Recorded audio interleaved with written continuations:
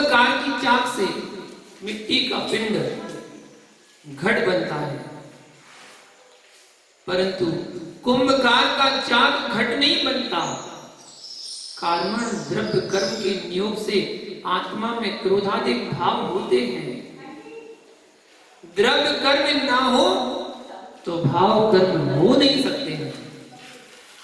द्रव्य कर्म के नियोग से भाव कर्म होते हैं, लेकिन द्रव्य कर्म कभी भी भाव कर्म नहीं होते हैं। द्रव्य कर्म जड़ है, भाव कर्म चेतन है। रोटी खाने से क्षुधा का उपशमन होता है, लेकिन रोटी में क्षुधा का उपशमन नहीं है। क्षुधा का उपशमन जो है भैया तेरे साता की उदीर्णा में है। भूख लगी है वह रोटी में नहीं लगी है, जीव के असाता की उदीर्णा में भूख लगी है। भूख जो है वह भोजन में नहीं है, पेट में नहीं है। सुनिए ध्यान से, यदि पेट में भूख होती तो मुर्दे को भूख लगती होती, क्योंकि उसको भी पेट होता है। भूख शुद्ध जीव में नहीं है। यदि भूख शुद्ध जीव में होती तो सिद्धों को भी लगनी चाहिए थी। कर्मबद्ध जीव को असाता के उदय में भूख लगी है। जो जीव को भूख लगी है वह पाप का उदय है, शुद्ध पाप का उदय है। जिस जीव को भूख लगी है और जो भोजन मिलता है वह पुण्य से मिलता है। क्या आश्चर्य है सिद्धांत का। भूख लगती है तो पाप से लगती है, और कुछ ऐसे अज्ञानी जीव हैं वे डॉक्टर के पास जाते कहते हैं कि मुझे भूख नहीं लग रही है। तो जिसे भूख नहीं लग रही है वह भी पापी है। आप सामान्य अस्वस्थ हो गए तो भूख नहीं लग रही है, सामग्री रखी है तो यह असाता का उदय है। रोटी मिल रही है, यह लाभांतराय एवं भोगांतराय कर्म का क्षयोत्सम है। अरे भैया, मनुष्य को अस्वस्थ होने पर भूख नहीं लग रही है, यह असाता का उदय है। खाना चाहता है परंतु भूख नहीं है, यह असाता का उदय है। स्वस्थ होने पर कम भूख लगे, यह साता का उदय है। स्वस्थ पुरुष यदि कम भोजन कर रहा है वह पुण्यात्मा जीव है। ध्यानी योगी इनका भोजन कम होता है, भोगी का भोजन अधिक होता है। देखो भाई, स्पष्ट बात है कि ढेर सारा खाएं और ढेर सारा छोड़ने जाएं तो वह शुद्ध पापी जीव है।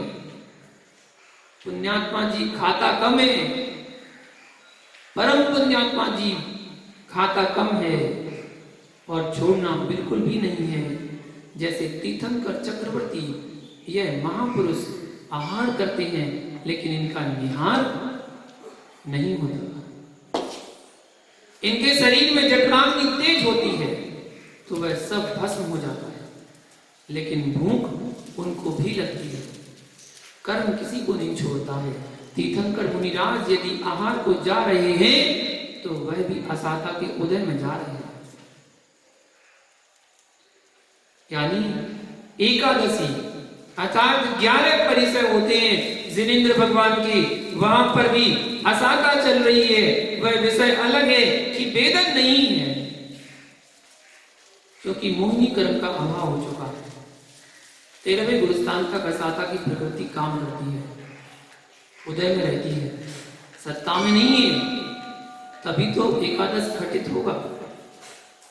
सत्ता का विषय नहीं है। हाँ, 13वें गुरुस्थान में असाता का बंध नहीं होता, असाता का उदय होता है। लेकिन जो असाता का काल है वह एक समय का है, वह एक समय समझ में नहीं आता, परंतु है, अभाव नहीं है। जैसे कि अ इ उ ऋ लि, इतना समय है 14वें गुरुस्थान का, इतना अल्प है। इसका तात्पर्य अभी शुद्ध परमात्मा नहीं है, अशुद्ध ही है। ध्यान रखना, 14वें गुण स्थान तक आत्मा अशुद्ध आत्मा होती है। जब अशरीरी आत्मा गुण स्थानातीत हो जाती है तभी शुद्ध आत्मा बनती है। ज्ञानियों करुणानि योग में किसी का क्यों और क्या नहीं चलता है। द्रव्यानियों को करुणानियोग का अभाव समझ बैठता है तो बेचारा उन्मत्त हो जाता है, उसकी बुद्धि उन्मत्त हो जाती है। जी रहा है संसार में संसारी होकर, अर्थात अनुभूतियां संसार की ले रहा है, परंतु तीव्र राग में लिप्त होकर ऊपरी ऊपरी चिल्लाता रहता है मैं तो शुद्ध चिद रूप हूं। अभी तेरा ज्ञान विवेक समाप्त हो चुका है। आचार्य भगवान कुंद कुंद स्वामी को भी इन ज्ञानियों ने सद्बुद्धि से समझ लिया होता तो ये विकल्प नहीं होते। स्पष्ट समझो यह क्या कह रहे हैं, तुझे भूख लग रही है, असाथा के उदय से लगती है, भोजन मिल रहा है, पुण्य से मिल रहा है, इसलिए स्वस्थ शरीर रहे और अल्प भोजन करे। क्या करे? स्वस्थ शरीर रहे और अल्प भोजन करें, फिर भी शरीर में क्षीणता ना आए। यह तेरा सुकृत का उदय है, यह सिद्धांत पकड़िए। यदि भोजन नहीं मिला और शरीर क्षीण होने लगे तो यह तेरा पुण्योदय नहीं है, यह तेरा असाता के उदय पर महा असाता काम कर रहा है। असाता भी काम कर रही है और लाभांतराय कर्म का क्षयोसम भी नहीं है, वह भी अंतराय पड़ रहा है। असाता में असाता यानी पापानुबंधी पाप। आप हिंदी भाषा में क्या बोलते हैं?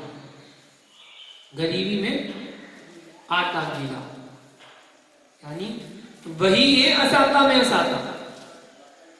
जब एक विपत्ति खड़ी होती है तो उसको पूरी नहीं कर पाता कि दूसरी खड़ी हो जाती है। जब तक पुण्योदय चल रहा है तब तक आदमी को समझ में नहीं आता कि दुख भी कुछ होता है, सुख भी समझ में नहीं आता है। अभी तक तुझे भूख का ज्ञान नहीं है, क्योंकि भूख लग नहीं पाती है इसलिए पहले खाकर बैठ जाता है। इसलिए घर में नाटक भी वही करते हैं जो भूख लगने के पहले खाते रहते हैं। जब अच्छी भूख लग जाए और बहुत समय बाद खाने को मिले तब समझना कैसा लगता है। माताओं ध्यान रखना, जो थाली फेंके तो तुम शांत होकर बैठ जाना, माला जपना, कुछ नहीं बोलना। देखो कितना बोलता है, 4 दिन मुंह का रह जाएगा, 5वें दिन अपने आप परोस कर खा लेगा। आजकल भूख हड़ताल चली है, लेकिन लोग वास्तव में भूख हड़ताल करते नहीं है। होटल में खाकर आ जाते हैं और चौराहा पर बैठ जाते हैं। इसी प्रकार से ऐसे रूठने वाले नहीं बचे हैं जो वास्तव में भूखे रहते थे। अरे घर में नहीं खाया, इससे भूखापन नहीं आया, भोजन बिल्कुल नहीं किया, इसका नाम भूखापन है। जिसकी शादी नहीं हुई तो क्या वह ब्रह्मचारी हो गया? जिसने बुद्धि पूर्वक स्त्री विषय सुख का किसी भी प्रकार से भोग नहीं किया हो उसका नाम ब्रह्मचारी है। यदि किसी भी प्रकार से अपनी इच्छाओं की पूर्ति कर रहा है उसका नाम ब्रह्मचारी नहीं है। भैया, जो व्यक्ति भोजन ना करे और अन्य किसी प्रकार से भूख की पूर्ति कर रहा है वह उपवास नहीं कहलाएगा। यदि सुबह शाम पानी ले लिया तो उपवास नहीं कहा जाएगा, उसका नाम है अनुपवास। उपवास के पास में है। कार्तिकेय स्वामी ने कार्तिकेय अनुप्रेक्षा नामक ग्रंथ में लिखा है कि आपने दिन में भोजन नहीं किया और शाम को पानी ले लिया तो उपवास संज्ञा खत्म हो जाएगी और अनुपवास संज्ञा कहलाएगी। परंतु ऐसा नहीं समझना कि उससे पुण्याश्रव नहीं हो रहा है, उससे भी निर्जरा होती है, क्योंकि उसने 3 प्रकार के भोजन का त्याग किया है। अभी उपवास की परिभाषा लोग जानते नहीं है, इतना ही समझते हैं कि दिन भर भूखा रह लिया यही उपवास है। 1 घंटे भी आपने प्रत्याख्यान कर दिया और 1 घंटे आपने कुछ भी नहीं खाया, तो 1 घंटे का उपवास कहलाएगा कि नहीं कहलाएगा? भैया शेष व्याख्या आगे और जानेंगे। आज का समय हुआ, आज के लिए इतना ही। जय बोलो पार्श्वनाथ भगवान की।